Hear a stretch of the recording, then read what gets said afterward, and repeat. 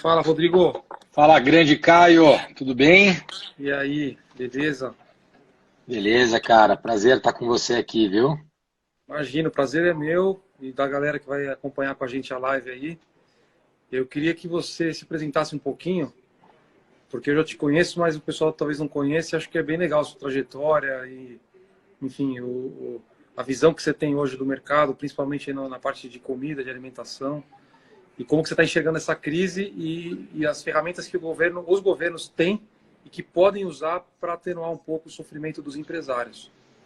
Legal. Bom, primeiro, obrigado pelo convite, é um prazer estar com você. Acho que você é um cara que eu acompanho também, acompanho sua carreira, é um cara brilhante e que vai contribuir, já contribui e vai contribuir ainda mais com o futuro do Brasil. Parabéns pelo seu trabalho.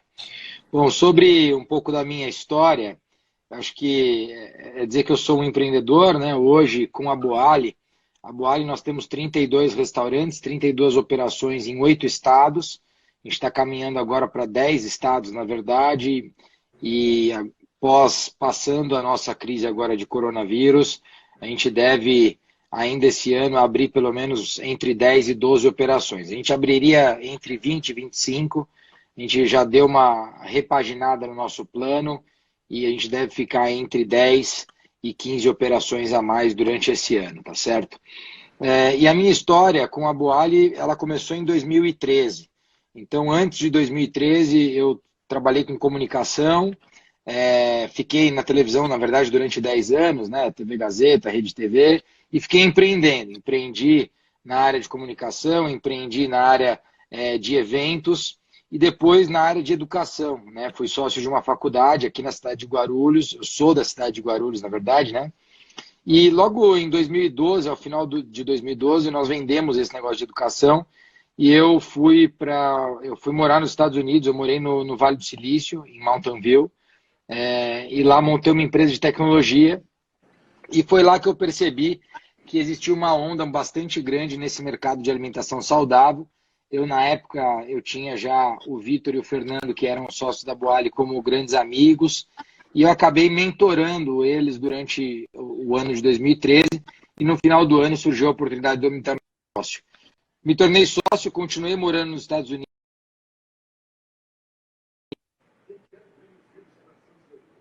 eu fiquei 2 anos na Europa, fazendo uma competição de startup, rodando 3 anos. No final de 2016, eu vim para o Brasil de férias. E foi aí que surgiu o convite do prefeito Guti aqui de Guarulhos, para eu me juntar à equipe técnica dele, e eu aceitei o convite para ser secretário de Desenvolvimento Econômico e Inovação. Fiquei aqui durante 2 anos e meio, e aí então saí do governo porque tinha que assumir o compromisso e a responsabilidade de assumir o comando da Boali. E estou agora na Boali, já faz aí um ano como presidente da empresa, exercendo então essa função além de sócio. Lamentavelmente a gente chegou num momento agora bastante delicado, mas o plano do ano passado foi um plano bastante bem sucedido. Rodrigo, tá dando uma travada na internet, cara. Não sei se a sua é a minha. O Vamos ver sinal. se Você melhora tá... agora. Cara, eu tô no Wi-Fi aqui. Se precisar, eu saio do Wi-Fi e vou pro 4G aqui. Não sei, deixa eu tentar aqui, peraí. Porque esse horário que a gente está entrando é o horário mais concorrido, das 6 até as 8. Tem live pra caramba, tá todo mundo online aí. E. Deixa eu ver. Melhorou ou não? Melhorou, melhorou, Melhorou? melhorou. Então tá. Incrivelmente o 4G tá melhor do que o Wi-Fi em muitos casos. Bom, e aí o que acontece é que assim, a gente vinha num plano bastante interessante, bem agressivo. Nós tivemos em janeiro desse ano, para você ter uma ideia, 19% a mais de vendas comparando com janeiro de 2019. Né? Então a gente de fato vinha crescendo bastante, mas lamentavelmente a gente entrou nesse momento e, enfim, estou à sua disposição aí para a gente poder falar um pouquinho sobre isso. Então, tem muita gente aí que tem escrito, pequenos e médios empresários, falando, putz, eu vou quebrar, vou ter que falir, vou ter que mandar embora a minha equipe, porque a gente não tem uma garantia de quanto tempo a gente vai ter que permanecer nesse estado de redução de 60% do fluxo de pessoas, muitas lojas fechadas. Então eu queria te perguntar o seguinte, eu vi você fez um vídeo, até quero postar depois desse vídeo, em que você fala da questão da importância de linhas de crédito acessíveis para fluxo de caixa, para capital de giro, e Sim. algumas medidas do governo, tipo usar o FAT mesmo para socorrer as empresas. O que você acha disso? Tem como a gente se salvar, por exemplo, aguentar um mês de quarentenas e não ter quebradeira geral? Vamos lá, cara. Eu acho que é importante, para falar sobre isso, contextualizar um pouco do nosso plano de ação aqui na Boali, tá? Desde o dia 11, então, eu iniciei uma comunicação direta com a nossa rede. Acho que é importante falar sobre algumas iniciativas que a gente tem de gestão aqui com a rede de franqueados. Em primeiro lugar, a gente tem um grupo de WhatsApp, onde a rede tem total liberdade para tratar todos os assuntos, tá? Todas as segundas-feiras a gente faz uma live onde eu entro ao vivo com todos os franqueados da rede. Então a gente já tem de fato uma proximidade, né, bastante grande e um papo muito transparente com todo mundo. O que acontece? Quando eu senti essa onda chegando no Brasil do coronavírus, eu no dia 11 me pronunciei com a rede, no dia 12 já gravei um vídeo, e no dia 15, domingo, eu antecipei as lives que acontecem na segunda, eu antecipei para domingo, dia 15. E fiz ali a primeira live e apresentei um plano de ação daquela semana. E informei que naquela semana o plano seria atualizado diariamente. Isso foi semana passada, tá bom? O que aconteceu? No dia 16 a gente atualizou, no dia 17 a gente atualizou e eu fiz uma nova live com todo mundo. E aí, 18, 19 e 20, também atualizamos diariamente esse plano. E no dia 20 eu fiz mais uma live. Foi a terceira live da semana para alinhamento de expectativas. Para você ter uma ideia, a gente caiu. Bom, primeiro que hoje a gente tem 60% da rede está fechada. Não é que a loja está operando o delivery, está 100% fechada. E aí o que está aberto está operando só delivery. E no delivery, ao contrário do que até tem um pessoal que pensa e outros que reproduzem fake news. Não está vendendo mais. Não é verdade. O delivery não está vendendo mais. Ah, mas o pessoal está em casa e está vendendo mais. Não, não está vendendo mais. Isso não é um fato. Está vendendo menos. Aliás, está vendendo menos e difícil de pagar as contas. Então, assim, mesmo quem está aberto 100% no delivery, a conta não está fechando. Né? E aí, o que a gente fez no nosso plano de ação, Caio? Em primeiro lugar, eu criei aí 4 premissas para desenvolver esse plano de ação e para direcionar todas as iniciativas da rede de franqueados. A premissa número 1 foi preservar as pessoas. Né? Nesse tema, a ideia foi, gente, vamos fazer de tudo que for possível, tá? Em primeiro lugar, nós vamos ter que salvar a operação, mas de tudo que for possível para não mandar ninguém embora. Então, a visão que a gente tem vamos manter o emprego, né, de quem trabalha com a gente. Né? Isso em primeiro lugar. Então, vamos fazer de tudo possível para não mandar ninguém embora. Até agora a gente não mandou, são mais de 300 funcionários, tá bom? Agora, a gente não sabe o que vai acontecer na semana que vem, porque, de fato, em algum momento pode ser que, dependendo da medida provisória que o governo vai soltar, pode ser que a gente consiga ou não dispensar ninguém. O que eu vejo e qual a minha expectativa para o tema 1 de premissa preservar as pessoas, Caio? Se o governo federal for rápido o suficiente entre hoje e sexta-feira para anunciar uma medida provisória onde ele ajude o empresário financiando parte dos salários, eu acho que é possível a gente manter o emprego. Né? E para mim, Caio, de verdade, manter o emprego é a principal iniciativa desse momento. Né? Se as pessoas perderem seus empregos, se as pessoas perderem sua renda, essa é a renda do consumo. Então, assim, você trava a economia quando você acaba com a renda. Né? Então, a primeira questão aqui que eu vejo é emprego. Preservar emprego, preservar as pessoas. A premissa número 2 foi preservar fluxo de caixa. E aí, o que a gente faz para preservar fluxo de caixa? Primeira coisa que a gente faz, uma vez que a gente preservou as pessoas, a gente faz um estudo para entender o caixa que eu tenho hoje vai durar quanto tempo. E aí, isso vai depender de operação para operação. Tem operação que vai conseguir sobreviver 30 dias, tem operação que vai sobreviver 60 dias, outras 90 dias. Mas a verdade é o seguinte, Caio. Eu diria para você que a grande maioria das operações do varejo brasileiro, a grande maioria das empresas no Brasil, do micro e pequeno empresário, não sobrevive mais do que 30 dias sem trabalhar. É uma realidade, nós precisamos enfrentar isso, né? Porque quando você fala 30 dias sem trabalhar, você está falando o seguinte, o custo de mercadoria, ele não vai ter nesse período em partes, porque parte ele já absorveu no fluxo de caixa, porque ele já comprou, está no estoque dele. Ah, ele vende depois. Tem coisas que ele vende depois, tem coisas que pode ser que não. No negócio de food service, tem coisa que vai vencer e que ele não vai poder vender, e ele já comprou. E ele já teve que pagar por isso, né? Então, insumos é uma coisa importante.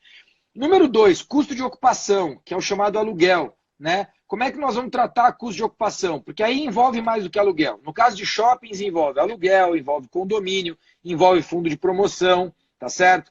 E que a gente já está aí observando a reação de várias cadeias de shoppings e já existem iniciativas importantes que estão tratando sobre isso. Então, assim, você já tem shopping que já se pronunciou dizendo o seguinte, ó, nesse mês de março eu vou cobrar aluguel e condomínio proporcional e vou cobrar só 20% do fundo de promoção. Então é aluguel e condomínio proporcional ao número de dias que você ficou trabalhando ou, que é o que a gente prefere, proporcional ao faturamento. Tá? Então cobra aluguel e condomínio proporcional ao faturamento de março e o que for condomínio, o que for fundo de promoção tem que zerar nesse momento. Essa é a sugestão que a gente tem. Para abril, shopping fechado, tem que zerar. Não tem o que fazer. Né? Tem que zerar. Então, e esse é um diálogo que a gente percebe que os shoppings já estão abertos. Mas aí, quando a gente fala de quem não está em shopping, qual é a sugestão nesse momento? Seja transparente com o proprietário do imóvel. Né? Tem gente que vai se esquivar. Essa não é a hora de se esquivar. Essa é a hora de conversar. Essa é a hora de ser transparente. Essa é a hora de ligar para ele e falar, poxa, eu vou precisar da tua ajuda, eu vou ter que fechar. Está fechado, não tem o que eu fazer. O que a gente vai poder negociar aqui? Isenta o aluguel, então, do próximo mês para eu ter fôlego para voltar. Né? Nenhum proprietário de imóvel quer que você feche as portas. Até porque o proprietário de imóvel, nesse momento, ele tem que ter inteligência para entender que se o inquilino dele fechar as portas agora, ele não vai alugar o imóvel. Isso é importante. Ele não vai alugar o imóvel vai ficar desocupado. Então, assim, o que ele vai fazer com o imóvel desocupado? Esse é o momento dele ter discernimento para isso e flexibilizar, né, esse custo de ocupação, porque isso é um indicador fundamental.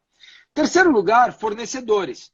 É hora de você ser transparente com o fornecedor, ligar para ele, renegociar. Você não vai querer matar nenhum fornecedor. E aí, dentro de fornecedor, você tem fornecedor que é gerador de caixa para você e fornecedor que não é gerador de caixa. E essa é a hora de você poder negociar com eles, sem matar ninguém, mas todo mundo terá que ter muito bom senso nesse momento para entender. Tem fornecedor, por exemplo, que já negociou comigo 50% a menos no custo. Né? Por quê? Porque sabe que não tem outro jeito. Né? Eu, por exemplo, com a minha rede de franqueados, isso é uma coisa importante, para suportar fluxo de caixa dos meus franqueados, eu suspendi o pagamento de FPP, que é o fundo de promoção, que venceria hoje. Eu suspendi, eles não vão pagar. Isso é referente a fevereiro. Esse dinheiro está no caixa deles. Mas eu suspendi justamente para flexibilizar e para apoiar o fluxo de caixa deles. E eu já suspendi o vencimento de 15/4 e 25/4. Já está suspenso. Eles não vão pagar nesse momento para quê? Para poder ter fluxo de caixa. Então, todo mundo vai precisar ter bom senso. O micro e pequeno empreendedor ele vai precisar desse bom senso. E aí, o que eu coloquei no vídeo, Caio? Em relação a financiamentos. Muitos empreendedores têm financiamento. Foi anunciado no domingo pelo presidente Bolsonaro e pelo presidente do BNDES que 6 meses de prorrogação dos financiamentos com o BNDES. São 30 bilhões de reais que está sendo aportado. 19 para financiamentos diretos, quem já tomou financiamento direto com o BNDES, e 11 para quem tomou por meio de terceiros. E mais 5 bilhões que serão injetados para financiar micro e pequeno empresário. Caio, o que eu quero pedir a tua atenção? Você é um multiplicador, você é um cara responsável. É o seguinte, os bancos privados precisam abrir linhas de créditos mais flexíveis, que deem a possibilidade do pequeno e médio empresário. Caio, os bancos privados, eles têm que entender o seguinte: para quem tem financiamento com eles, micro e pequeno empreendedor, a única saída, não é que assim, qual é a saída? A única saída é prorrogação. É prorrogação. Mas eu não vou poder, isentar o próximo pagamento. Ninguém está pedindo para isentar. O que eu estou trazendo aqui é o seguinte: precisa suspender, precisa prorrogar. Porque senão vocês vão quebrar o pequeno e médio empresário. Né? E, lamentavelmente, o que eu ouvi de um gerente de banco ontem foi: as taxas aumentaram porque a gente aumentou demanda. Vocês estão de brincadeira. Sabe? É lamentável.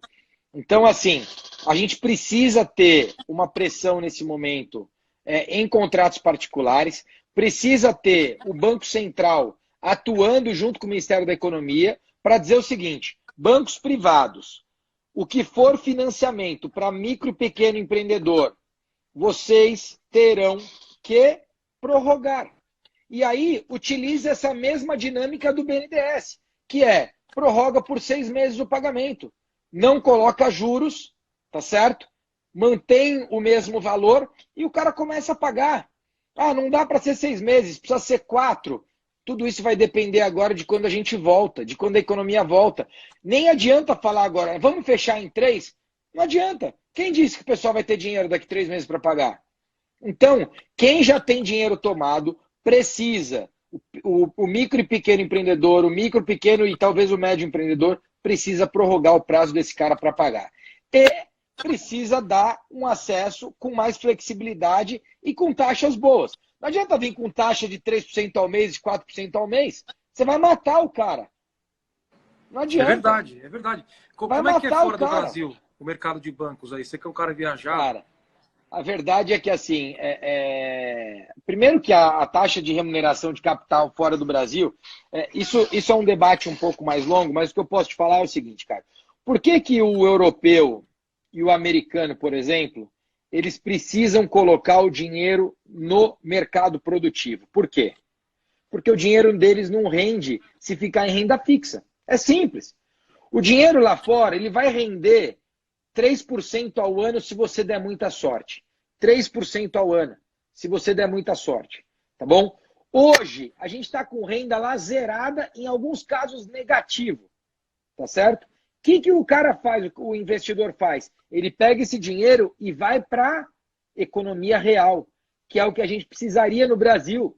A gente precisaria incentivar. E é o que começa a acontecer. Quando você pega uma poupança que vai render 3%, 4% ao ano, ao contrário do que era antes, rendia 8%, 9%, 10% ao ano, agora com 3%, quem tem o dinheiro quer colocar esse dinheiro na economia real. Agora, para ele colocar esse dinheiro na economia real, é preciso que a gente consiga baixar o risco desse capital, tá certo? E aí a estrutura de país precisa ter menos risco também, né? Então, o que eu posso te dizer? A gente tem medidas, por exemplo, fora do Brasil, onde você vai tomar dinheiro a 3% ao ano. Você vai tomar dinheiro a 4% ao ano. Que é algo que, por exemplo, hoje no BNDES, se você der sorte, dependendo das linhas, você consegue. Mas pouca gente tem acesso. Esse é o grande problema. Então a gente precisa aumentar o acesso ao capital de baixo custo, né? Mas eu preciso de garantia real. Garantia real do empreendedor, cara. Né? A realidade do Brasil é muito diferente. Então, assim, o que a gente precisaria nesse momento é injetar, por parte do governo federal, esses 5 bilhões, injetar, mas observar e controlar. Porque senão não adianta, senão esse dinheiro não chega no empreendedor. Esse dinheiro precisa chegar no empreendedor, porque esse empreendedor precisa manter o emprego. E esse emprego é quem garante a continuidade da economia. E me diz uma coisa, o pessoal está perguntando muito aqui, Rodrigo, o pessoal do setor de serviços, você estava falando dos shoppings, então, por exemplo, salão de beleza, de barbeiro, galera que faz parte de serviços, eles se ferram, porque o pesado deles, mais que não para, é a folha de pagamento, né? Eles têm que pagar os custos fixos de locação, condomínio, etc. muitos desses empresários, desses empreendedores estão falando para mim, vou quebrar, eu não consigo. O governo não manter. O que você tem para dizer para esse pessoal? Então, eu tô pegando aqui um exemplo de um comentário do Marcelo. Não sei se o Marcelo continua aqui na live ou se ele já saiu. Mas eu queria, por exemplo, entender um pouquinho, se você me permitir, Caio, Claro, e a gente pode tentar fazer um exercício real aqui, tá? Real. Que é o seguinte, qual é o negócio do Marcelo? Né? Se ele falar aqui, ele falou, semana que vem estou decretando falência. Assim, não está na hora de decretar falência. A verdade é que tá longe de você ter que decretar falência. Se você está decretando falência semana que vem, é porque você já estava falido. Aí é uma questão que a gente precisa separar, tá certo? Se o Marcelo estiver ainda na live e falar um pouquinho do negócio dele, a gente pode debater. Mas eu vou adiantar algumas coisas aqui, né? Se nesse momento você... o que você vai fazer? Primeiro, antecipa todos os recebíveis. Mesmo que você tenha que perder um pouco de dinheiro nesse caminho, tá?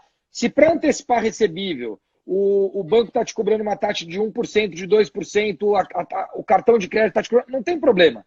Antecipa recebível e põe o dinheiro para dentro nesse momento, né?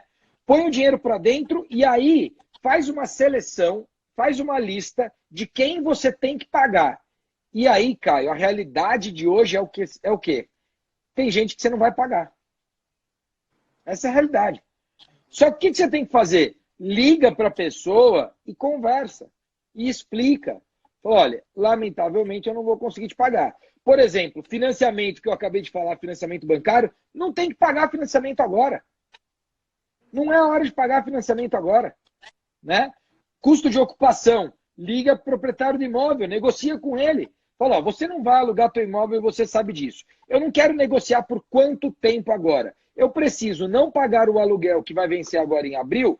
E aí, quando o negócio voltar, eu vou conversar com você para eu entender o quanto eu vou te pagar. Mas não tira o dinheiro do teu caixa agora.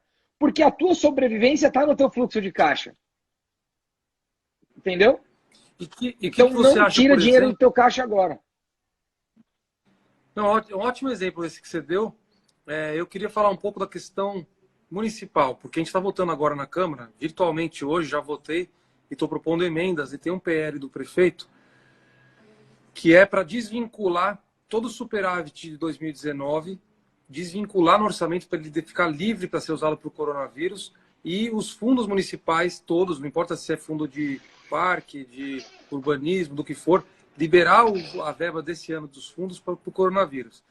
E aí a gente está tentando propor emendas para suspender ou até mesmo isentar a cobrança do IPTU dos comércios, dos empreendimentos nesse período da crise, cancelar a cobrança das TPUs de bares e restaurantes, porque os caras não podem abrir e receber público. Você cobra TPU por uso de calçada, não faz o menor sentido. E para quem já pagou à vista, porque a gente paga à vista às vezes o IPTU, você devolver esse valor ou mesmo dar um crédito para o ano seguinte.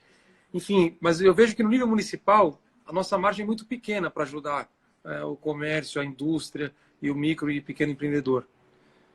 Caio, o que eu acho que seria uma boa iniciativa nesse momento, assim, em primeiro lugar, eu acho que tudo que você falou aqui vai ser muito bem-vindo. Por quê? Porque é uma cadeia.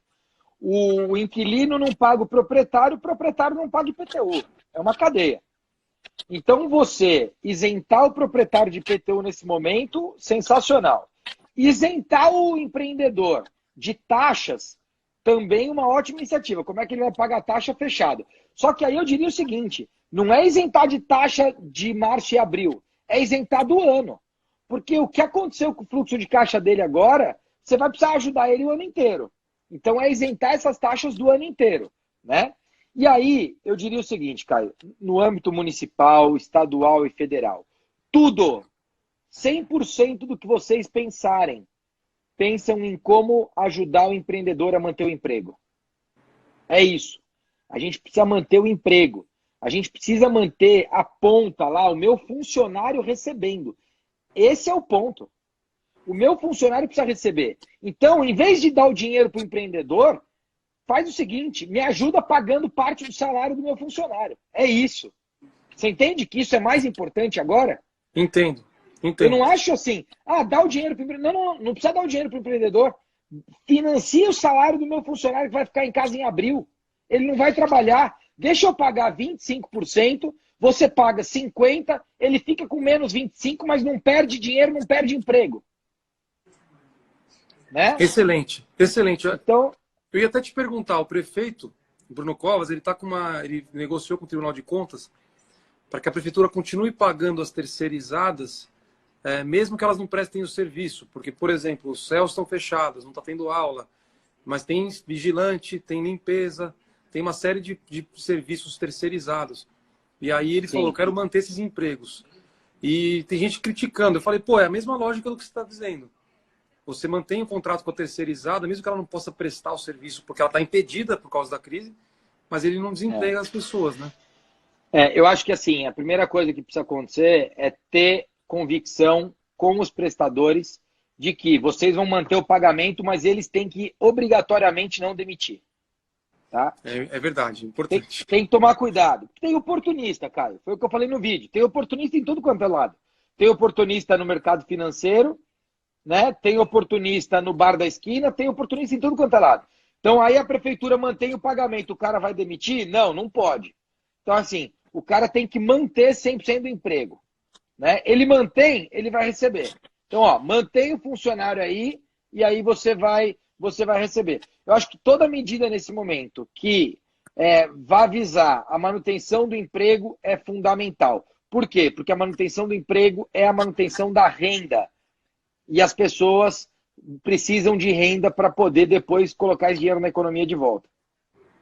Ó, nosso amigo aqui, o Luiz Candreva, falou que tem uma questão aí do dinheiro público, porque tem que usar também para a saúde. Você tem outras prioridades. Cara, eu não estou né? conseguindo ver, eu não estou conseguindo ver essas interações. Acho que travou minha tela, alguma coisa aconteceu aqui. Se de repente suspender os comentários e voltar com eles, não sei o que aconteceu aqui. Mas o Candreva, cara, o Candreva é um gênio, cara. Você conhece o Candreva, não? Conheço, pô, é bom demais. Cara, eu já participei o Candreva é gênio, velho. Viajou, a gente foi junto lá para... ele não foi para Dubai, mas depois encontrou com a gente em Manchester. Ele não para, né? Baita cara. Ele não para, né? Acho que ele é aquele filme do George Clooney lá, que ele tem a milhagem infinita. O Candreva tá nesse papel aí. É isso aí, é isso aí. É um craque. Então, ele fez um comentário aqui da questão que os recursos públicos têm que ser, agora são escassos, têm que ser priorizados para o que é o emergencial, que é talvez aí a combate a linha de frente ali, né? Falta equipamento de proteção para os profissionais de saúde, falta o respirador, mesmo leitos. Caio, mas eu acho que nisso você pode ajudar. Eu tive aqui a minha passagem pelo governo e eu acho que a gente tem algumas rúbricas para atuar com essa questão emergencial.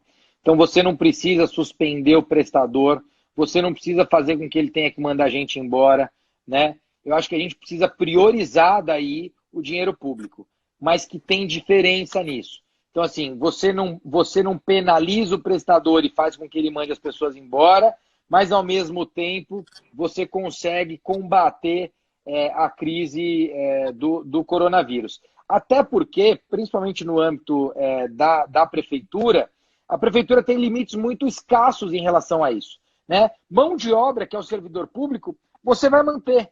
Então, toda iniciativa fora isso, você vai provavelmente ter aí o apoio do governo federal e do governo estadual, tá certo? Verdade. E aí o que você tiver de iniciativa nova, você vai poder priorizar. Mas acho que é importante ter isso esclarecido. Por exemplo, o prefeito Guti aqui em Guarulhos, ele construiu, que é teu amigo, inclusive, que eu sei, ele construiu, né, um centro de atendimento ao combate ao coronavírus.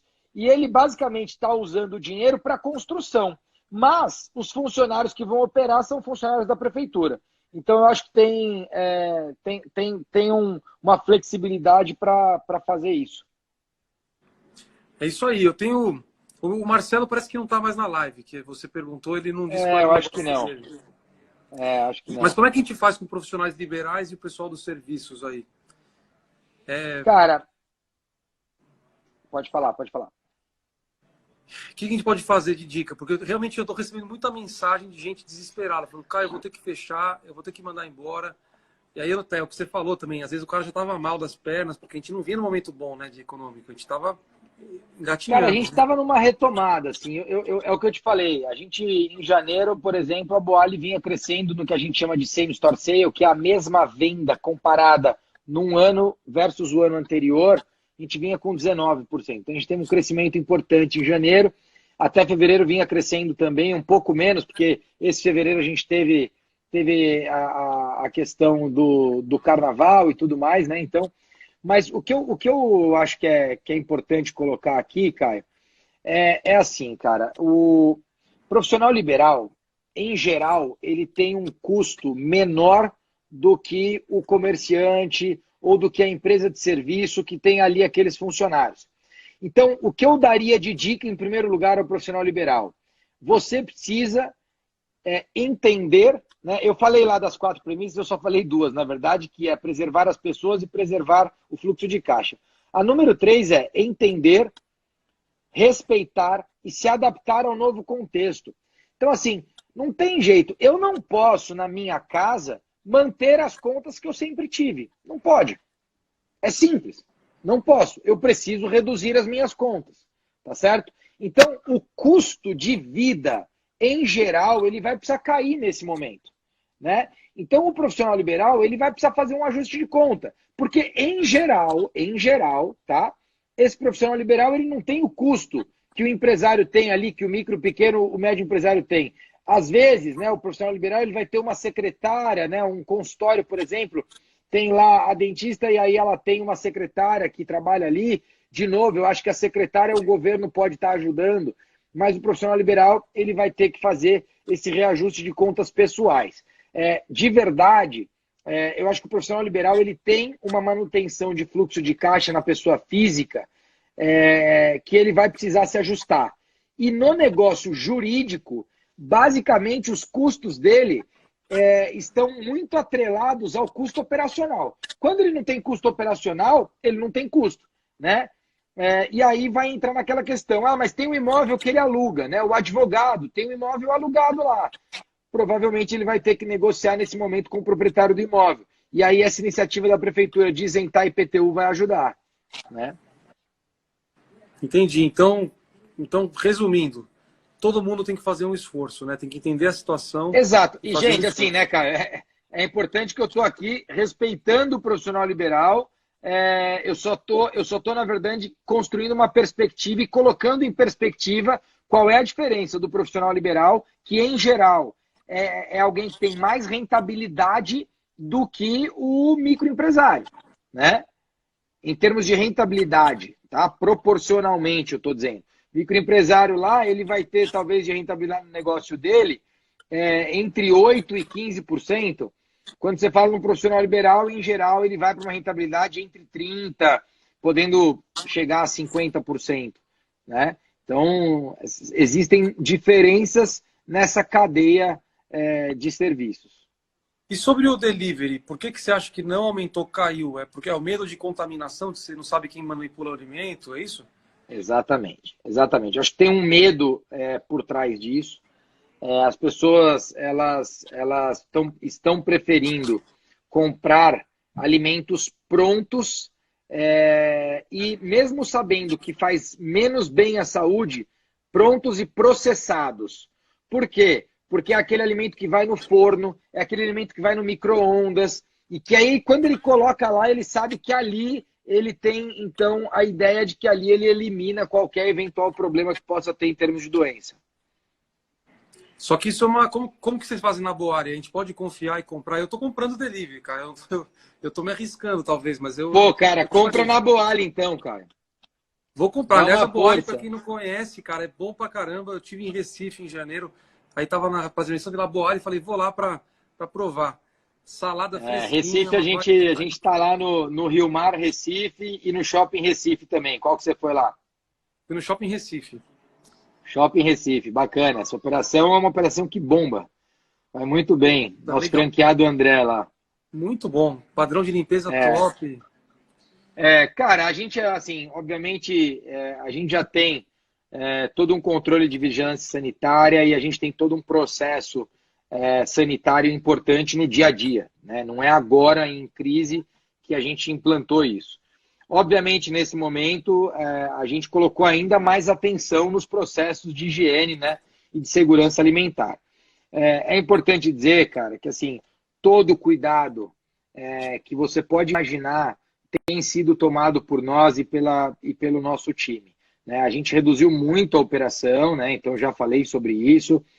As operações estão operando com uma equipe muito menor também, então a gente reduziu em operação no mínimo 50%, fazendo aí um turno trabalhando, outro turno não trabalhando, né? Que é o que a gente chama aí de 12 por 36, que em alguns casos não estão nem em 12 por 36, tá certo?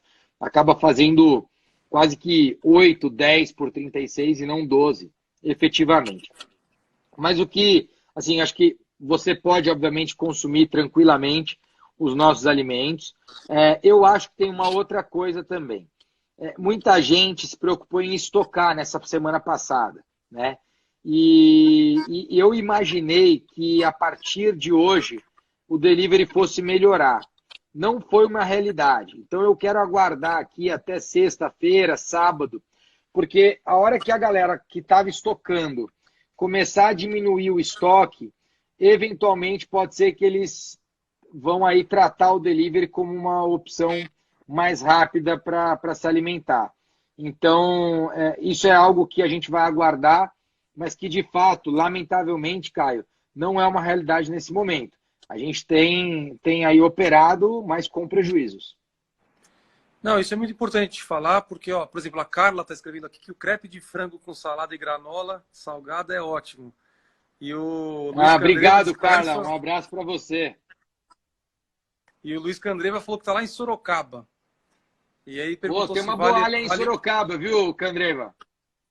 Pode pedir aí, ó. Vai no teu Apple Store aí, que eu sei que você tem um iPhone, e baixa aí o app da Boali, e aí já pede a Boali aí para dar um lucro, né, Candreva? Você que tem muito aí, tem muitas reservas, já pode investir aí consumindo na Boali. Investe em você. Ó, o Caio Rolim falou que já pediu muito Boali em promoção no iFood. Como que são essas O promoções? Caio continua pedindo, mas não pede na promoção, não, Caio. Nesse momento não pede na promoção, não. Pede sem promoção para ajudar a firma, Caio. Eu acho engraçado, eu conversei com o pessoal do Ponto Chique, que aliás eu quero fazer uma live com eles também. Eles falaram que os apps ajudam, tal, porque conectam um público que você não é seu público natural. Eles têm uma taxa alta, né? 15%, não sei, varia de aplicativo. E nesse momento de crise eles também não estão muito flexíveis com isso. Eles no máximo antecipam, né, o pagamento que é para 30 dias para 15, às vezes para 7. Eles fizeram um programa assim, cara. A verdade é que o iFood nesse momento tem sido uma plataforma importante, não só para a Boali, mas para o Brasil de um modo geral, para todos os empreendedores do food service. Tem sido uma plataforma importante. O que eu vejo, Caio, é que assim, a taxa do iFood, muitas vezes, que muita gente fala, pô, é muito alta, mas os custos do iFood também são muito altos. Né? Quando a gente pensa, e aí não só o iFood, as demais plataformas de food delivery também, e os custos são muito altos. Então, eu acho que é importante a gente ter aí esse respeito pelo, não só pelo iFood, mas enfim, por todo mundo que opera esse tipo de plataforma. E dizer o seguinte, o iFood, ele é o teu canal de venda. Então, o teu custo de ocupação, o teu custo de mão de obra, ele tem que estar absorvido também no balcão. Então, tem gente que faz uma conta que, na minha opinião, não é a conta certa a fazer. Você tem que financiar o teu negócio no balcão. E aí ter o iFood como uma venda de canal adicional. Entendeu? Então, a conta é diferente. Você precisa fazer uma conta diferente. A Zulmira está falando que em Belo Horizonte é 27%. Eu falei, pô, se for isso aí é Tem... muito alto. Não, tem taxa que passa de 27. Eu acho que deve chegar até 28, 29. Para quem. Tem várias regras, cara, mas aí vai de restaurante para restaurante. Eu até não quero entrar nisso, não, porque isso é uma negociação do iFood direto com as redes, direto com o restaurante.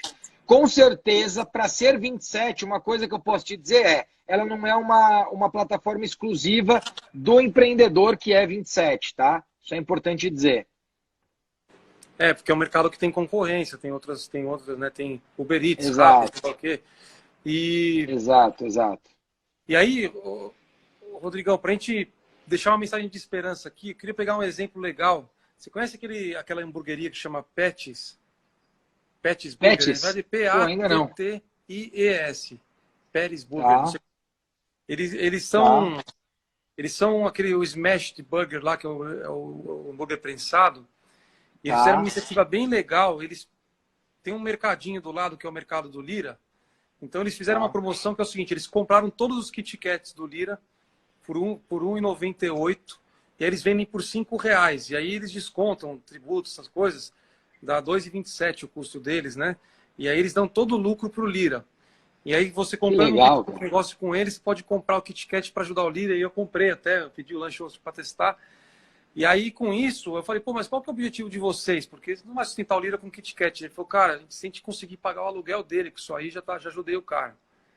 Então, Ó. o que você acha desse Eu, tipo de eu, iniciativa? bom, primeiro eu acho que toda iniciativa que apoie o microempresário nesse momento, ela é fundamental. Então, parabéns à hamburgueria pela iniciativa. Agora, uma coisa que eu acho importante, de novo, cara, é preservar as pessoas, né? Assim, a gente tem um time, eu acho que a Boalha ela tem, inclusive, algo que é muito, muito bacana, que eu me orgulho muito, que é um turnover muito baixo, né? A Boali tem um turnover muito mais baixo do que a média do food service brasileiro. E aí, cara, eu falo, isso tem muito a ver com a liderança das lojas, isso tem muito a ver com o nosso time de operações, com o Anderson, com o Robert, com a Ana que lidera esse time, com as gerentes de loja, né? Hoje eu estava numa live com a Boalha agora há pouco e estava lá, a Manu estava lá, a Mayra estava lá também. Isso tem muito a ver com os nossos franqueados e com a liderança que eles exercem, mas tem muito a ver também com o nosso propósito. Né? A gente tem, a Boali tem o propósito de universalizar o acesso à alimentação saudável, transformar hábitos e fazer o bem por meio da comida. E aí, cara, é muito legal porque a galera se conecta muito com isso, cara. Sabe, os nossos funcionários são muito conectados com aquilo que a gente faz, com o nosso propósito. Então, eu acho que nesse momento, você, em primeiro lugar, ter esse contato direto com as pessoas e preservar as suas pessoas, essa é a primeira grande iniciativa que eu acho que todo mundo pode tomar. Segunda coisa, cara, e que, assim, você citou aí uma iniciativa que eu achei bacana do Kit Kat, mas tem algumas iniciativas que estão muito oportunistas, Caio. E aí, cara, de verdade, cara, para as marcas, evita a iniciativa oportunista, cara. Sabe, evita a iniciativa para aparecer e que no final do dia você sabe que você não tá entregando valor nenhum. Né? É só para tentar gerar ali uma mídia espontânea, fazer um buzz. Mas, cara, o consumidor ele é real, cara, sabe? Então não queira enganar o consumidor fazendo coisas que, poxa, você sabe muito bem que, cara, no final do dia você não está gerando valor, não está entregando. Né? Que é diferente, por exemplo, dessa iniciativa que com o Kit Kat vai ajudar a pagar o aluguel lá. Mas tem iniciativa que a gente está vendo. Do mesmo jeito que tem outras iniciativas, e aí, cara, de marcas que estão pensando muito no curto prazo. Eu estou abismado de entender como tem marcas pouco preocupadas com o legado, pouco preocupadas com o longo prazo. Olhando só para o curto prazo e colocando o preço do produto lá em cima. Cara, pelo amor de Deus, essa é a hora de baixar o preço de produto, gente. Melhora, diminui tua margem e apoia o mercado. Aproveitar que a gente está Porque falando as de negócio de pessoas vão preço, saber disso, elas vão entender isso. eu queria te perguntar uma coisa. Pode... Você que é um cara que empreende mesmo, gera emprego, enfrenta a burocracia, paga tributo, enfim, gerencia um time grande. Eu estou na política aqui, a gente tem, eu me declaro um liberal defensor da liberdade, acima de tudo, só que eu sei da importância que tem, às vezes, uma regulação, o Estado, às vezes, dá um equilíbrio. E no Brasil a gente está num momento de radicalismo. Aí tem gente, por exemplo, teve uma polêmica muito grande esse negócio do álcool em gel, e alguns produtos que o preço explodiu. Então, álcool em gel que era R$ 5, R$ 500, R$ 100, máscara. Como é que você vê Lamentável. isso? Cara, eu vejo o seguinte, né? Eu sei que, por exemplo, quem tem que controlar isso é o governo? Não, não é. Para mim, não é. Para mim é a Droga Raia, por exemplo, né? Para falar uma marca aqui. Então, se eu for na Droga Raia e o álcool gel tiver R$ 70, eu não vou comprar. Mas eu vou ter que pegar e falar o seguinte: ô Droga Raia, você tá de brincadeira? Eu sou teu cliente. Aí a Droga Raia fala, não, não, mas é que a indústria não está me fornecendo por menos. Não compra. Não compra. Vê se ela vai ficar lá com o estoque dela. Não vai. Ela precisa do varejo para distribuir. Entende? Então, Entendi. o varejo precisa, nesse momento, regular o preço da indústria. Eu não estou dizendo que a culpa é da Droga Raia, pelo amor de Deus. Aqui eu não estou... ainda citei Droga É um Raia. exemplo, é um exemplo. É Cara, importante. puta, pelo amor de Deus, né? Até para ficar claro isso. Mas assim, é um absurdo isso. O varejo precisa, nesse momento, falar, não, não, indústria, por esse preço eu não compro. Porque tem indústria falando que a culpa é do varejo. E tem varejo falando que a culpa é da indústria. Então não compra. Verdade. Então não compra, né? E você, consumidor, não compra o álcool gel. Lava a mão com sabão. Mas não compra álcool gel de R$ 70. É um absurdo, né? Não compra 10 máscaras, igual eu falei lá no vídeo. No Mercado Livre você entra 10 máscaras por R$ 150. O próprio Mercado Livre tinha que travar essa venda. O Mercado Livre, enquanto marca, tinha que travar a venda. Fala, não, não, não, não. R$ 150 não, você não vai vender. Não pode. Não pode. Não quero vender por esse preço. Entendeu? Porque aí você não precisa ter intervenção de governo, porque eu também não gosto, eu também não acho que o governo tem que controlar isso. Né? O que eu falei, o apelo que eu fiz para o governo, foi do Banco Central intervir para que os bancos sejam proibidos de aumentar a taxa de empréstimo nesse momento, e eles têm que fiscalizar contrato. Entendeu? Do mesmo jeito que tem que prorrogar financiamento. Tem que prorrogar financiamento. Eles estão, Caio, o absurdo do banco privado. Eles estão. E você sabe, Caio, eu estou aqui, eu sou corajoso de vir aqui falar. Porque ninguém fala de banco. Ninguém Verdade. fala de banco. Porque fica com medo, fala, pô, eu posso precisar do dinheiro, eu vou lá buscar o dinheiro. Cara, eu não tenho medo. O dia que eu precisar de dinheiro, se eu for buscar, eles me derem paciência. Mas graças a Deus a gente não vai precisar de dinheiro agora. E é o seguinte, cara, o banco privado, esse oportunismo, precisa fazer com que o cliente opte pelo novo. Tá cheio de opção nova aí, ó. Eu não vou ficar falando em marca, mas tá cheio de opção nova, de bancos novos surgindo, de fintechs surgindo, empreendedor criando coisa nova. Vamos para o mercado alternativo.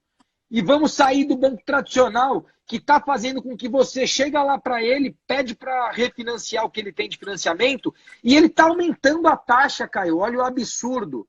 O cara tem lá uma taxa de 1,7, o banco está fazendo ele assinar um novo contrato, dando 6 meses de carência, assinar um novo contrato a 2,5, a 2,9, a 3,5, e ele está tendo que assinar para não ficar sem dinheiro e não morrer.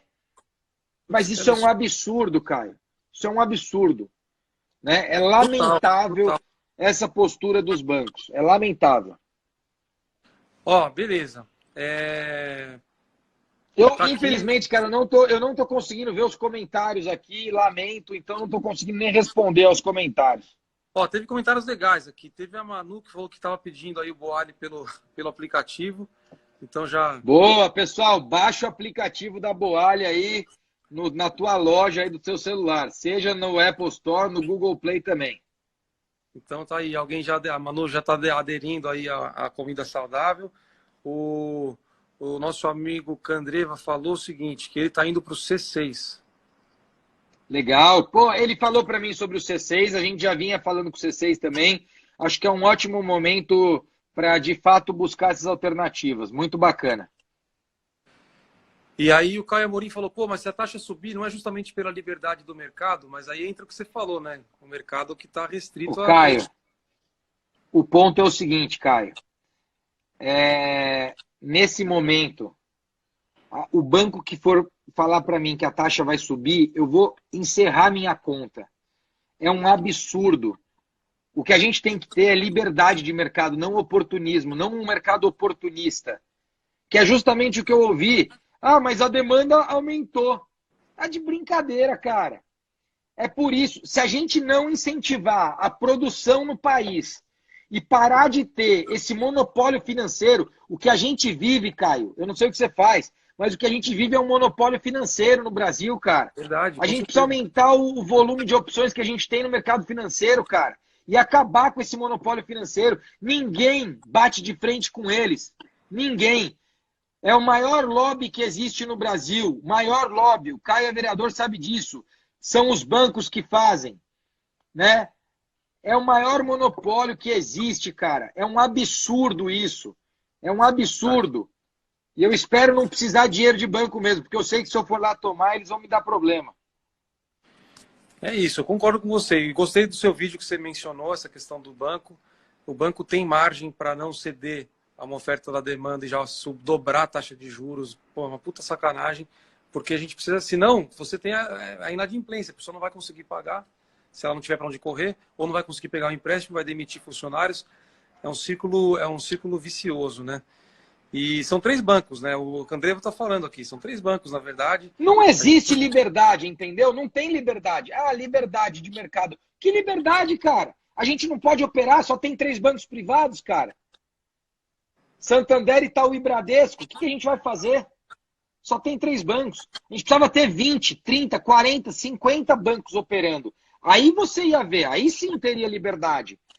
E para isso precisa de coragem, porque lamentavelmente, como eu disse, eles têm muito lobby também para segurar esse monopólio que eles têm. Lamentavelmente. O C6 já é reconhecido como banco? Já é reconhecido. O Candreva pode falar mais porque eu acho que ele é cliente, mas eu acho que ele era um private banking mais focado em investimento, mas eu acho que agora sim. Bom, é isso, gente. O Rodrigo, cara, é um cara que eu admiro pra caramba, é um empreendedor, tem uma trajetória, já teve no poder público, já teve no ambiente de startup nos Estados Unidos também, Vale do Silício, conhece bem a realidade aqui na América do Norte, pelo mundo. E eu vejo que, você vê, ele falou coisas aqui que, se você for ficar nesse fla-flu ideológico, tem hora que você fala que ele é de direita, hora é de esquerda. Não, ele é um cara que é focado no ser humano. Cara, Não é isso é isso, uma Rodrigo? coisa, Caio. Cara, eu vou pedir aqui, pessoal, por favor, acabem com essa ignorância. Não existe esse negócio de ou vermelho ou verde ou azul. Gente, não existe isso, por favor. É lamentável ver a falta de bom senso, a falta de civilidade, a falta de consciência que existe. É lamentável, né? Tem um de um lado lá falando um monte de coisa e agora o outro do outro lado falando uns absurdos, cara. Pelo amor de Deus, gente. É o bom senso, é a integração. É a hora da gente pensar como ser humano. Nós somos seres humanos. Pelo amor de Deus. É pensar como sociedade. Né? É ter equilíbrio, é ter maturidade. É saber avaliar sob um ponto de vista pragmático. Não ter essa coisa de muito para cá, muito para lá. Não, depende. É o que você falou. Dependendo do contexto, dependendo do ponto de vista, você vai achar que eu sou de esquerda ou de direita. E, pô, eu teria tudo para ser visto como um cara de direita, porque eu sou um empresário, porque eu sou empreendedor. E aí até, Caio, eu agradeço ter participado da gestão pública, porque eu acho que para todo mundo que já viveu na gestão pública, tem uma visão de sociedade mais ampla, tem uma visão de sociedade mais diversa, mais plural. E essa visão permite com que eu seja, né, com que eu tenha me tornado menos, talvez, radical. Acho que eu nunca fui, no final do dia, tão radical. Mas eu acho que a minha visão, ela com certeza é muito mais madura hoje, depois de ter vivido na gestão pública, do que era no passado. Isso com certeza. Putz, muito legal mesmo, eu concordo total com você. O Candreva trouxe aqui, num país de 240 milhões de pessoas, nada extremo para em pé, sempre teremos centro em tudo. E é lá que a gente tem que estar. Exatamente. Exatamente. Eu tô com o Candreva num grupo e é muito louco, porque toda vez eu e ele, a gente tá sempre lá, enfim, contribuindo e colocando nossos comentários. E, em geral, a gente tem opiniões que se complementam, mas que acabam convergindo. Em geral, a gente converge muito, o Candreva e eu. Tem uma história curiosa aí, o Candreva, viu, Caio? Porque a gente se conheceu na viagem agora pessoalmente. Eu não conheci o Candreva pessoalmente, ele também não me conhecia pessoalmente. Mas tem uma história curiosa porque a gente teve um momento ali, logo que a gente se conheceu, um momento de muita transparência, onde ali a gente estabeleceu um respeito mútuo na nossa relação. E eu acho que é por isso que eu me dou muito bem com o Candreva e tenho uma admiração muito grande por ele e um respeito.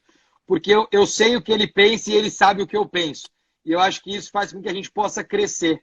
É um debate muito rico. Eu me sinto aí honrado por ter essa agenda com o Candreva, de verdade. Ele falou que você que está falando, ele não converge em nada com você, não. Ele mandou uma risada. Esse é o Candreva que eu conheço falando isso. Não, muito bom. O Candreva é fera pra caramba. Eu participei com ele, fui ser jurado numa hackathon que ele liderou uma molecada lá, uma iniciativa do governo do estado, legal pra caramba. E ele sempre falava assim para as pessoas, mas e aí? Que impacto social você vai gerar? Por que você acha que a sua ideia é genial? Você tem certeza que ninguém pensou a mesma coisa? Às vezes você acha que você está sendo genial e já tem o negócio que você pensou, desenvolvido, pronto. E, enfim, provocar, né? Provocar na gente. O Candreva faz isso, provoca em você aquela inquietação de você se questionar mesmo. Será que é isso? E ir atrás da melhor solução. O Denis falou para não elogiar, muito legal, Caião. Você achando depois. O Denis, ele tá na live? Pô, cara, não acredito que o negócio tá travado aqui, Caião. Pô, o Denis é sensacional, cara. O Denis é um baita cara. Eu conheci o Denis faz aí, acho que pouco mais... Não, acho que menos de um ano, cara, a gente se conheceu. Mas é incrível, cara, quando a gente tem empatia pelas pessoas, nesse período super curto, o Denis e eu, a gente acabou já tendo uma relação muito estreita e eu hoje estou lá com a Polo Palestrante, que é a principal agência de palestrantes do Brasil, e o Denis é um craque, cara. Mas ele tem razão, elogiar o Candreva é sempre um problema. Bom, a gente tem que elogiar quem merece, né? O Candreva merece, apesar dele ser sempre brincalhão, merece sim. E, vamos fazer o seguinte, Rodrigo, a gente tem, ao longo dessa quarentena, a gente vai ter várias oportunidades de fazer live aí, participar. Quero te agradecer mesmo, você separar seu tempo. Super aí. Prazer. A galera que me segue, eu peço aí que siga o Rodrigo, que conheça a Boali. Eu não estou fazendo merchan aqui, não tem acordo comercial. Eu sou cliente da Boali, é uma comida bem feita, limpa e saudável. E um preço bom. Então é uma opção, conheça, vale a pena. E a gente tem que acreditar no Brasil. Eu gostei muito que o Rodrigo falou aqui de preservar empregos. Foco em preservar empregos. Então eu vou levar... Preservar empregos. Vou levar esse recado para a Câmara, para os colegas. Obrigado demais aí, cara. Uma honra poder bater esse papo contigo. Um grande abraço aos nossos amigos aí que nos assistiram, em especial ao Candreva, que contribuiu sempre, né? Ele não para. E ao Denis, que também entrou. E dizer o seguinte, lá em Londres, agora a gente falou sobre o Brasil que eu quero, sou eu quem faço, né? O Denis criou essa frase lá na van que a gente estava. E, cara, eu acho que é isso. O Brasil que eu quero sou eu quem faço. É o Brasil do respeito, é o Brasil da disciplina, é o Brasil multissetorial e é o Brasil da diversidade, é o Brasil dos diferentes, né? A gente precisa se apoiar em quem é diferente para poder aprender, para poder convergir, inclusive, para poder mudar de opinião, tá certo? Eu acho que a gente debate muito isso nesse grupo aqui, que cara, o diferente é bom, porque ele faz você pensar diferente, ele te traz uma nova perspectiva e te provoca a ser melhor. Então essa é a mensagem que eu deixo aqui. Agradeço demais a você, muito obrigado pelo convite, por estar com você aqui, e eu espero que em breve a gente possa passar por isso, com o seu apoio, com o meu apoio,